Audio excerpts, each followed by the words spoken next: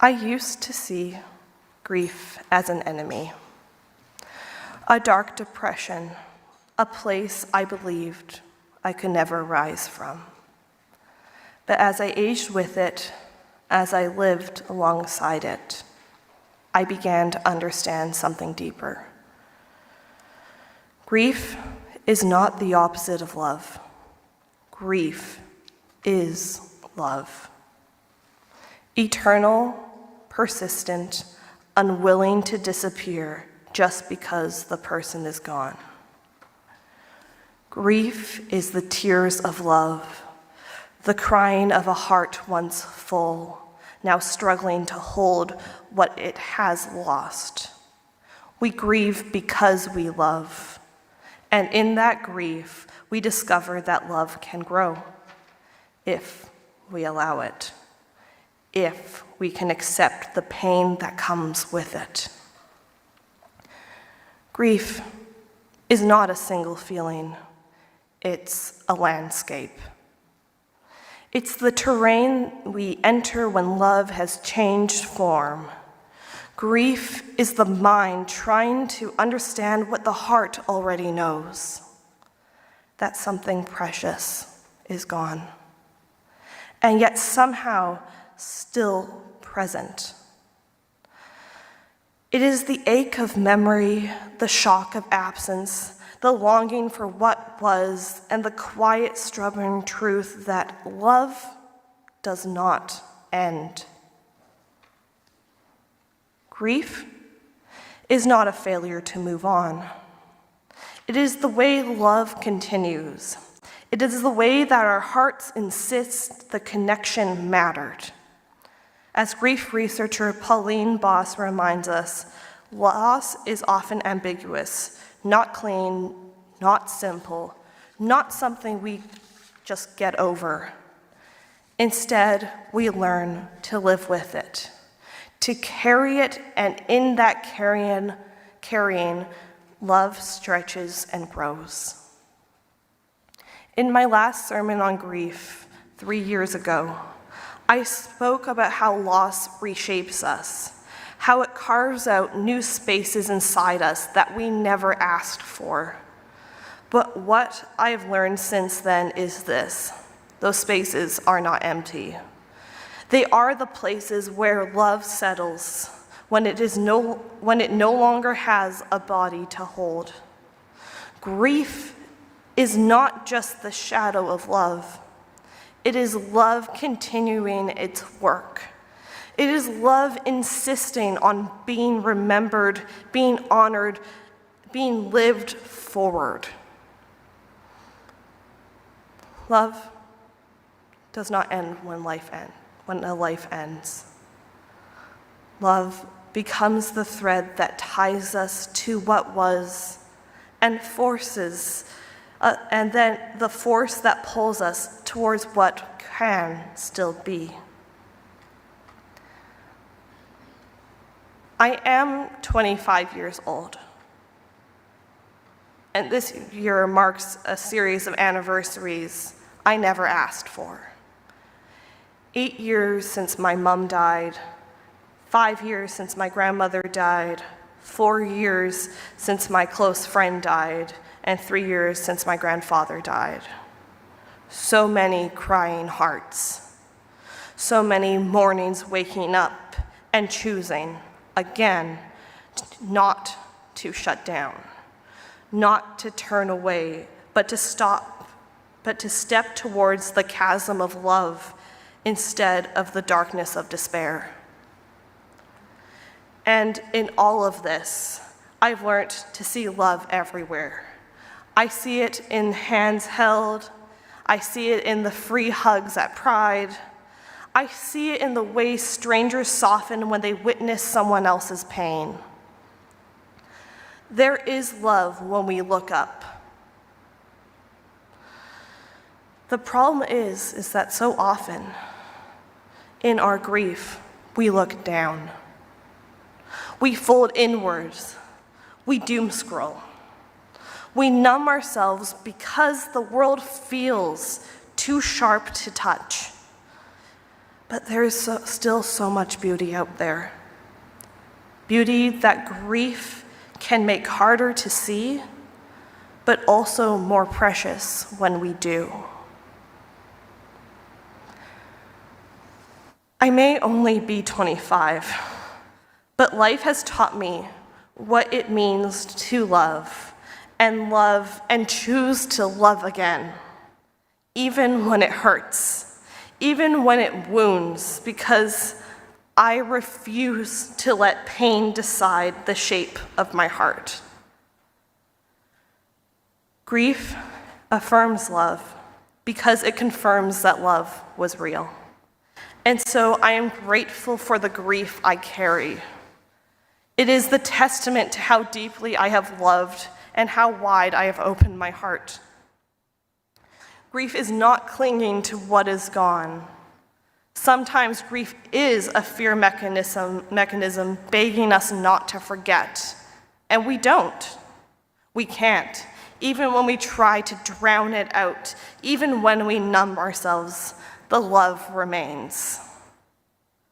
So how do we go forward? Well, for me, the answer was to open the floodgates. Instead of isolating myself, I took the lessons grief taught me and opened my heart wider. Ready to face the flood of everything, the pain, the beauty, the love that kept arriving. It's not easy to keep choosing love when every part of your system says no. When your body remembers the hurt before your mind can form the words. When your whole being whispers, "We've been here before. We know how this ends." But healing doesn't come from shutting down. It comes from having someone outside of yourself, a therapist, a friend, a community, who keeps reminding you of what your heart forgets in the dark. That love is still worth choosing. That connection is still worth risking. That you are still worth loving. Over these last months, I've learned something about myself. I don't heal by closing off, I heal by opening. I heal by letting the floodwaters come instead of the building higher walls. I heal by refusing to let fear be the architect of my life. And I've learned that this is not just a personal truth, it's a communal one. Because it doesn't take many losses to make a person retreat. It doesn't take many traumas to convince someone that isolation is safer. And we see it everywhere, but especially online, where doom scrolling becomes a substitute for feeling and numbness becomes a habit we mistake for strength. But real healing doesn't happen in isolation. It happens in the presence of another human being who says, "You are not alone." It happens when someone looks at you with steady eyes and reminds you that your heart is still capable of connection, that it is still safe to reach out,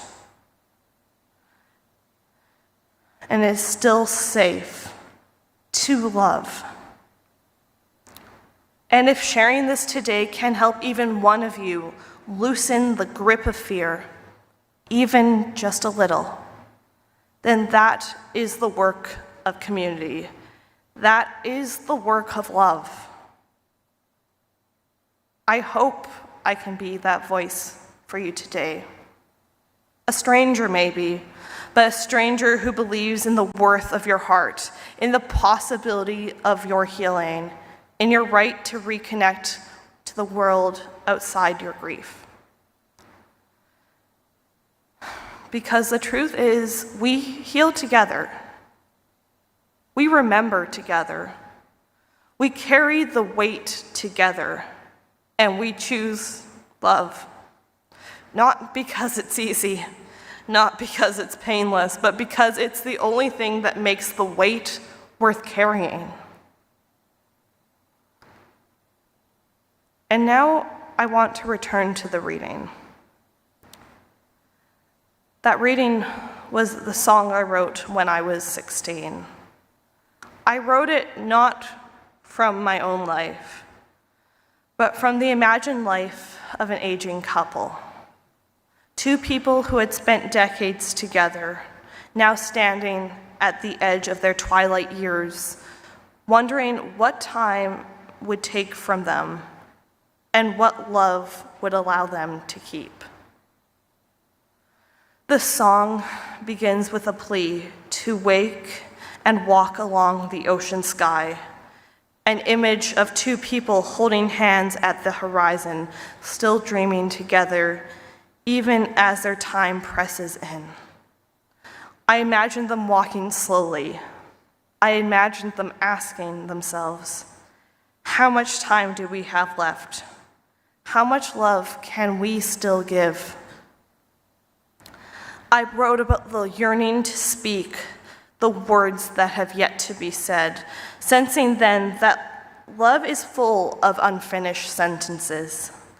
There are always more things we wished we had said, more gratitude, more softness, more truth. Wrote about wanting and yearning for that clock to unwind, the universal prayer of anyone who has ever loved deeply.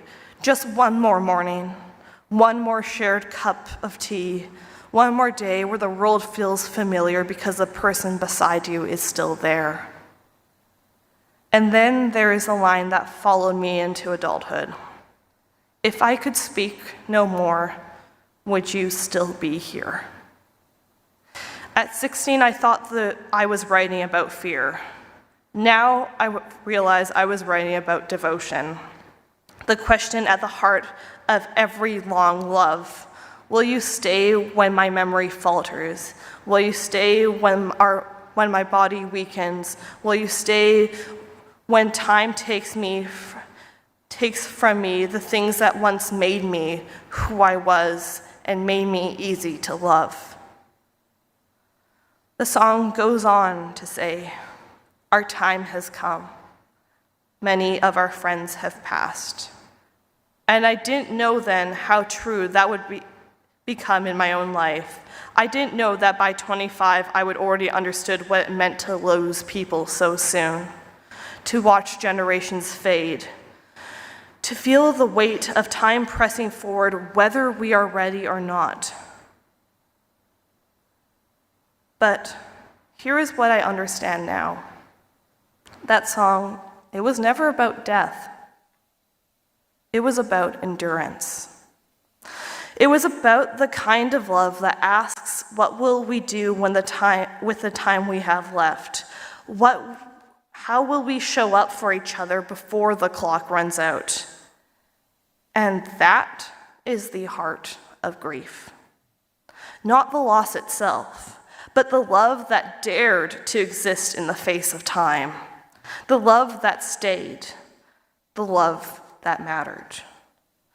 The love that outlives the body, the memory, the years. As soon as I heard that this month's theme was affirming love, I knew months ago that I needed to speak about grief. Because grief is the shadow side of love. The part we fear, the part we try to outrun. But it is also the place where love reveals its true strength. There is a strange beauty in grief, a discordant melody of learning to let go, a weight that lifts only when we can finally say goodbye. And so today, as we affirm love, we affirm grief too. Not as something to fear, but as evidence of the love we have given and received. We affirm the courage it takes to keep our hearts open. We affirm the community that holds us when we cannot hold ourselves. We see the grief as it is. And grief isn't and doesn't always start when we say goodbye. Grief starts when we fear saying goodbye. It starts when we know that our time is limited and when we are uncertain. It starts when we begin to fear the patterns of pain.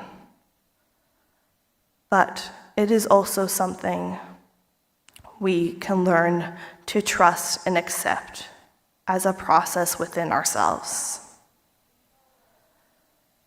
May we go forward remembering that grief is not the end of love. It is love transformed. It is love continuing. It is love refusing to let us forget that we are capable of connection, even after everything. And may we choose again and again and again to live in a way that lets love outlive us too. Our closing hymn for today is number 1064, Blue Boat Home.